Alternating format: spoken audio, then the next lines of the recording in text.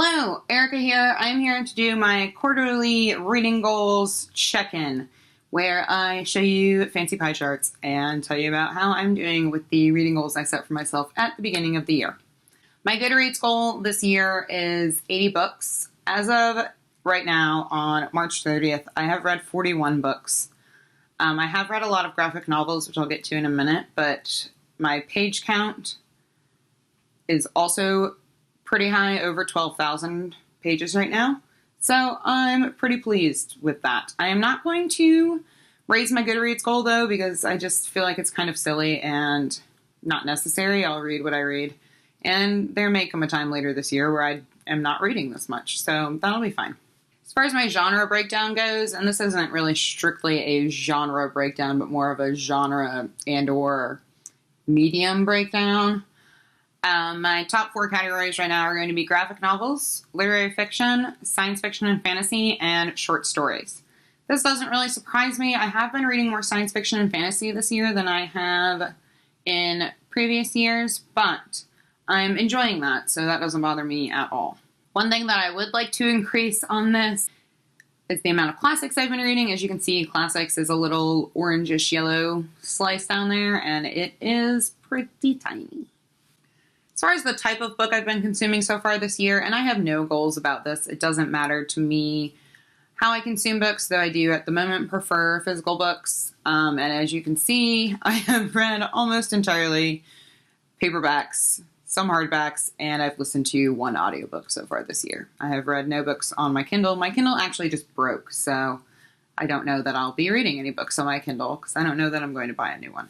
As far as the page length breakdown goes, I've clearly been reading a lot of books within the 100 to 200 page range because I've been reading more graphic novels this year, but I do have some outliers there that are up above 600, 700 pages, and a good few books that fall in the 300 to 400 page range. So I'm fine with that. I don't think that the length of the book really matters. To me personally, I'm still reading upwards of 3,000 pages a month, and I'm fine with all of that.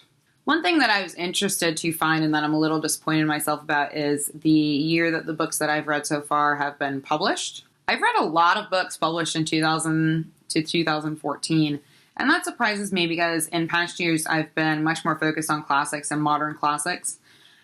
And again, like I said, I haven't been reading as many classics this year, and I think that's fine. I mean, the classics are always going to be there for me to read. It's just interesting to observe that in myself and see how my reading patterns have kind of changed. One of my goals this year was to read more books by female authors than by male authors. I am succeeding in that goal. I'm walking a very fine line. 51% of the books that I've read so far this year have been by female authors, 41% have been by male, and 7% have been by a combination male-female duos, usually graphic novels in that case. And then when we look at author ethnicity, I'm still not quite where I'd like to be, but considering that the percentage of books I read by people of color last year was about 10%. The fact that I'm now up to 30% so far this year is very pleasing to me, and I hope that I can continue on that trend. One thing that I'm really embarrassed about and kind of disappointed myself in is the country of origin for the authors I've read so far this year. As you can see, almost all of them have been from the United States with a few outliers. It's not even like a mix of the United States and the UK. It's like all US authors. So I'm going to try to focus in the next couple of months on reading more books in translation and more books from other countries than the US. And on that note, if we look at how many books I've read in translation versus books that were originally published in English, clearly books that were originally written in English have been dominating my reading so far this year. Another statistic I'm tracking, just because I'm interested and I'm curious, is how many new to me authors I'm reading, authors whose work I've never read before, versus how many repeat authors I'm reading, how many books I'm reading by authors that I have previously read and enjoyed. And I was pleasantly surprised to find that I have been reading a lot of new authors so far this year. But I also like that I'm kind of keeping steady and revisiting authors that I've previously enjoyed as well.